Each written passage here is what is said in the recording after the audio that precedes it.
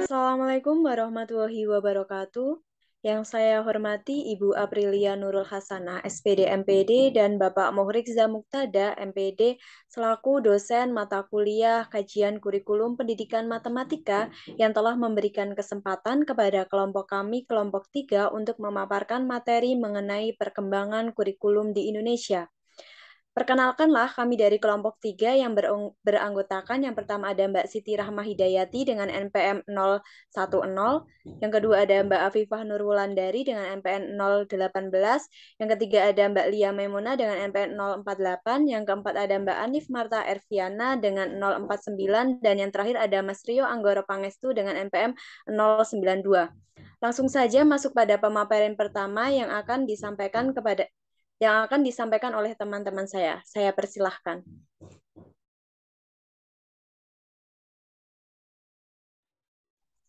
Baik, untuk yang pertama yaitu materi tentang kurikulum pada tahun 1994.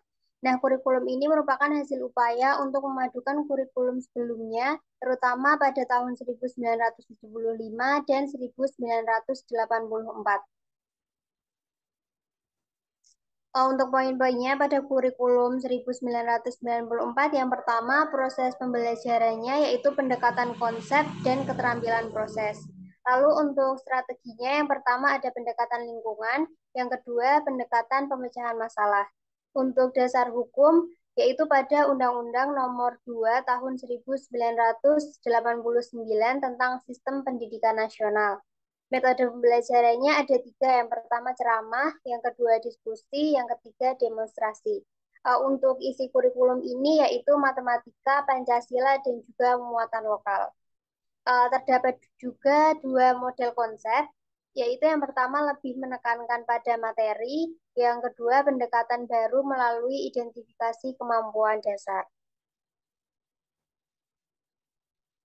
Selanjutnya, prinsip pengembangannya, pemerintah pusat yang menyusun kurikulum yang akan dijalankan oleh setiap satuan pendidikan. Nah, ada kelebihan dan kekurangan. Yang pertama, kelebihan ada 3, yaitu terdapat pengulangan materi jika tidak paham, lalu mengakomodasi potensi-potensi lokal, lalu lebih kompleks materinya karena ada penyempurnaan dari kurikulum sebelumnya. Untuk kekurangan, yang pertama minimnya pelajaran seni, yang kedua kurangnya proses pembelajaran yang menyenangkan, lalu yang terakhir beban belajar yang berat.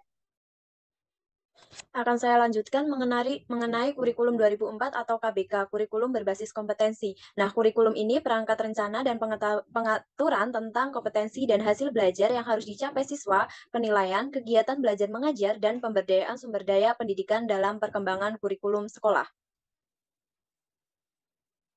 Nah, pada kurikulum 2004 ini terdapat ide pokok yaitu berorientasi pada pembelajaran tuntas.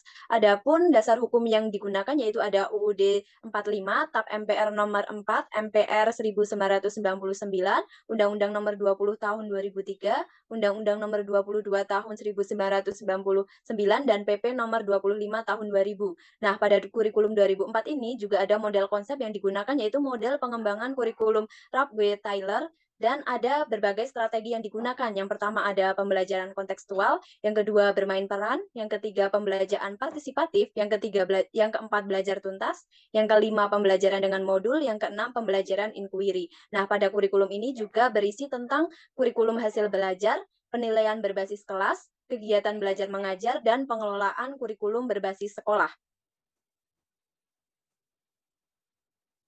Nah, pada kurikulum 2004 ini ada prinsip pengembangannya yaitu prinsip relevansi, fleksibilitas, kontinuitas, efektivitas, dan efisiensi. Dalam kurikulum ini ada kelebihannya yaitu yang pertama mengembangkan kompetensi pada setiap aspek mata pelajaran, yang kedua guru diberikan kewenangan menyusun silabus sesuai situasi dan kondisi, yang ketiga mudah dalam evaluasi dan perbaikan siswa, dan yang keempat ada penilaian menekankan pada proses. Nah, untuk kekurangannya yang pertama ada kurikulum dan hasil belajarnya sudah disusun, yang kedua konsep kurikulum berbasis kompetensi ini sering mengalami perubahan dan masih teacher oriented. Baik, di sini saya akan menjelaskan terkait kurikulum 2006. Kurikulum 2006 ini adalah kurikulum perbaikan dari kurikulum 2004 yang sudah tidak sesuai dan merupakan kurikulum operasional pendidikan yang dikembangkan untuk dikembangkan untuk otonomi sekolah masing-masing. Selanjutnya, proses pembelajaran, yaitu masing-masing satuan pendidik diberi otonomi pengelolaan pendidikan. Dan dasar hukumnya adalah Undang-Undang Nomor 20 Tahun 2003, Pasal 62, PP Nomor 19 Tahun 2005, Permendiknas Nomor 23, Nomor 24, dan Nomor 2 dan Nomor 22, Nomor 23, dan Nomor 24 pada tahun 2006. Selanjutnya, isinya adalah menyusun jumlah mata pelajaran di tiap tingkat pendidikan, dan juga penjurusan di SMA, penambahan muatan lokal, dan kegiatan pengembangan diri. Selanjutnya, strategi yang digunakan adalah kegiatan pendahuluan, lalu ada kegiatan inti, dan yang terakhir adalah kegiatan penutup. Sedangkan metode pembelajaran yang digunakan adalah metode mengikuti inovasi dan kreativitas guru. Dan untuk model konsepnya adalah yang pertama subjek akademik, yang kedua adalah menekankan pada penguasaan ilmu pengetahuan, yang ketiga adalah proses pendidikan berupa transfer iptek, dan yang terakhir adalah evaluasi. Selanjutnya prinsip pengembangan, yaitu pertama prinsip relevansi, yang kedua adalah prinsip fleksibilitas, yang ketiga adalah prinsip kontinuitas, yang keempat adalah prinsip efektivitas. Selanjutnya terdapat kelebihan, yang pertama adalah mendorong terwujudnya otonomi sekolah, yang kedua adalah pengembangan kompetensi siswa, yang ketiga adalah pendekatan dan metode yang bervariasi. Selanjutnya terdapat kekurangan. Yang pertama, sering terjadi miskonsepsi. Yang kedua adalah siswa yang aktif akan semakin maju dan berkembang, sedangkan siswa yang tidak aktif akan terlambat berkembang. Yang ketiga adalah keberhasilan siswa diukur dan dilaporkan berdasarkan pada pencapaian kompetensi tertentu. Baik, selanjutnya yaitu kurikulum 2013. Kurikulum ini syarat dengan pendidikan karakter yang dirancang untuk menyiapkan peserta didik dalam menghadapi tantangan di masa depan. Adapun strategi yang digunakan yaitu pendekatan ilmiah yang lebih menekankan pada kemampuan 5M, yaitu mengamati, menanya, mengumpulkan informasi, mengolah informasi, dan mengkomunikasikan.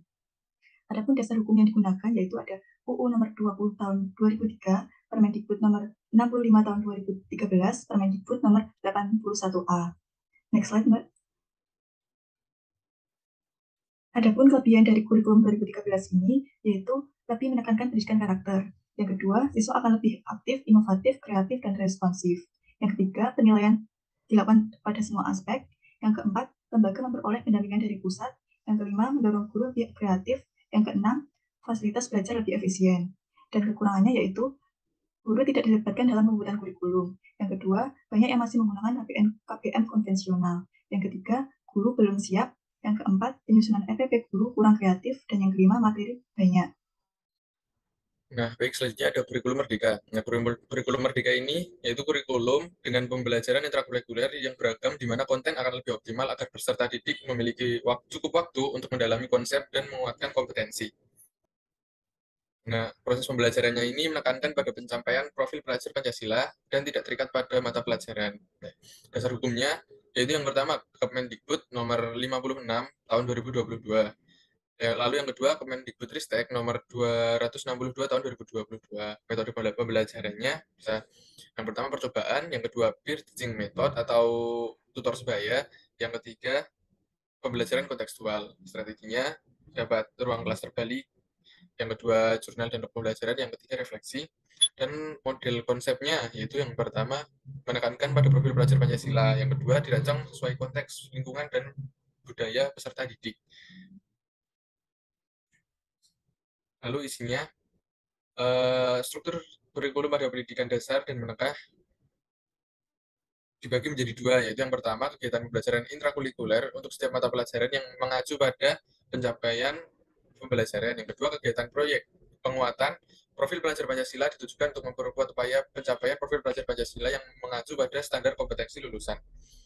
Lalu struktur kurikulum pada pendidikan dasar dan pendidikan menengah adalah sebagai berikut. Yang pertama, struktur SD atau MI dibagi menjadi 3 fase, yaitu fase A untuk kelas 1 dan 2, fase B untuk kelas 3 dan 4, dan fase C untuk kelas 5 dan 6. Yang kedua, struktur pada SMP atau MTS atau sederajat terdiri atas satu fase, yaitu fase D untuk kelas 7, 8, dan 9. Lalu yang ketiga, struktur kurikulum SMA terdiri dari 2 fase, yaitu fase E untuk kelas 10 dan fase F untuk kelas 11 dan 12. Prinsip pengembangannya itu yang pertama berpusat pada peserta didik, yang kedua menekankan pada pembelajaran kontekstual, yang esensial, akuntabel, dan melibatkan pihak terkait. Maksudnya pihak terkait di sini adalah semua tenaga pendidik. Lalu kelebihan dari kurikulum merdeka yaitu yang pertama lebih sederhana dan mendalam, yang kedua lebih merdeka, yang ketiga lebih relevan dan interaktif. Lalu kekurangannya, yang pertama ini dinilai kurang matang dalam persiapannya karena masih muda. Yang kedua, sistem pendidikan dan pengajaran yang belum terencana dengan baik, dan yang ketiga kurangnya SDM dan sistem belum terstruktur. Berikut penjelasan dari kami, saya kembalikan ke moderator. Baik, terima kasih atas penjelasan dari teman-teman. Mungkin sekian presentasi dari kelompok 3, kurang lebihnya saya mohon maaf, sedikit pantun, kesepian tanpa kasih. Cukup sekian dan terima kasih. Wassalamualaikum warahmatullahi wabarakatuh.